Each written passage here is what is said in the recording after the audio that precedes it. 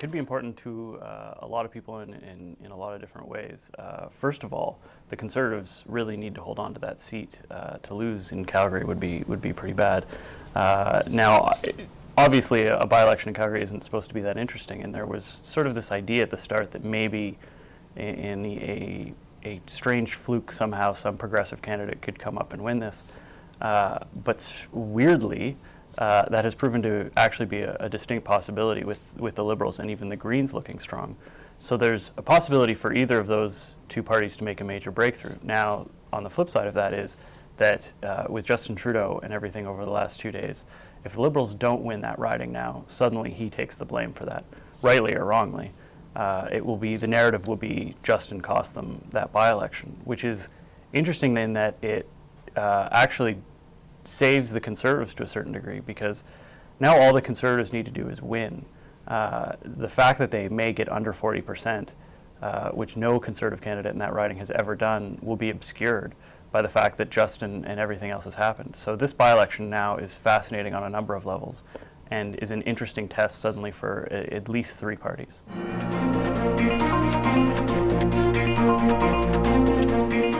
When the Trudeau clip came out and he's saying all these horrible things about Albertans, and then the Trudeau campaign came out with this kind of ludicrous statement that it was years ago.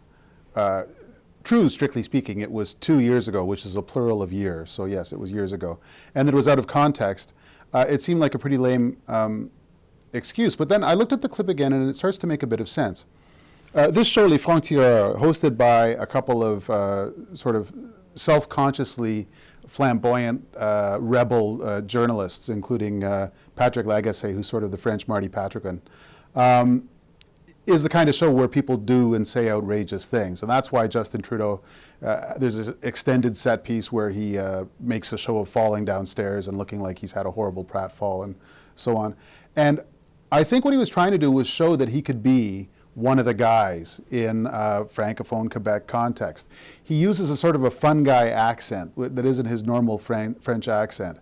And I think he was just trying to show that he could be a bit of a clown. And in that sense, saying all these things about Alberta, I think the interview shows not so much his discomfort with Alberta as it shows his continued discomfort in Francophone Quebec.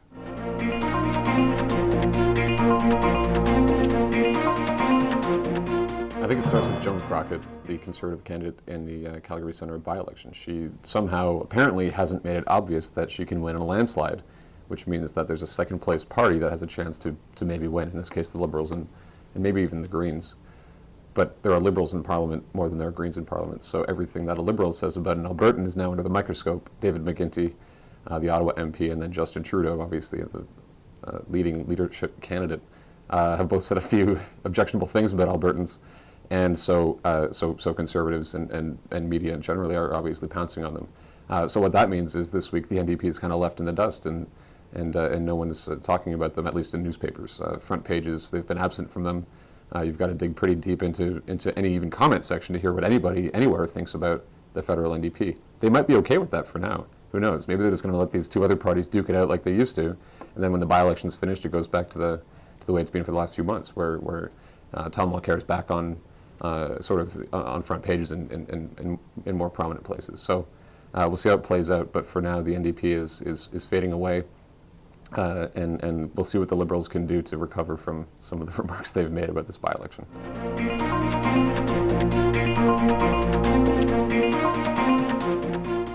It's interesting, the Premier's meeting comes in the week that we have a power package in Maclean's that covers our power index.